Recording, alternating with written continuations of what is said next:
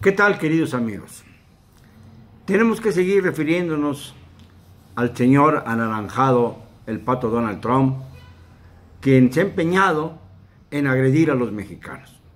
Esto ha tenido una fase buena.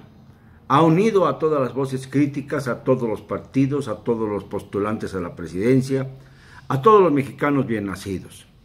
Habrá alguno ahí que diga y despotrique, alegando que Estados Unidos tiene derecho a actuar en su territorio como le venga en gana, sin tener en cuenta ningún principio de respeto a la vecindad geográfica. Pero más allá de todo esto, a mí me extraña mucho que se insista en que esta militarización de la frontera norte es para evitar que fluya la droga hacia los Estados Unidos o bien para frenar el flujo de indocumentados. Esto es una gran falacia, es una gran mentira. En primer lugar, el mercado más grande para el consumo de drogas son los Estados Unidos. Bien sabemos que las agencias de inteligencia de los Estados Unidos tienen una especie de acuerdo con los grandes narcotraficantes de México y de Colombia y de cualquier parte del mundo para dejar entrar determinada cantidad de drogas que surta al mercado estadounidense. Porque sin drogas, los estadounidenses, los de la bolsa, los de la Casa Blanca, los del Tesoro, se vuelven locos ante las presiones que significa que en una mañana puedan perder fortunas enteras.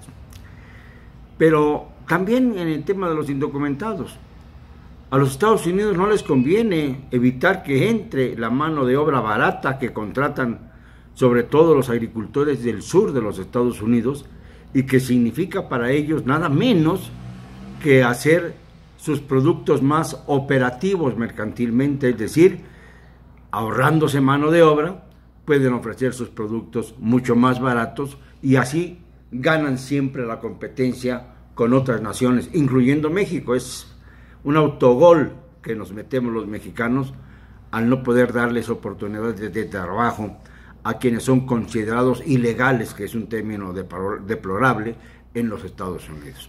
Entonces, ¿de qué va la cosa? Si no le conviene a los Estados Unidos quedarse sin mexicanos con mano de obra barata, y no le conviene a los Estados Unidos dejar de surtir la droga porque podría producirse una reacción en avalancha por aquellos adictos que no pueden dejar de consumirla de una mañana a la otra, entonces debemos preguntarnos cuál es el objetivo principal, sobre todo ahora que estamos los mexicanos en tiempos de elección.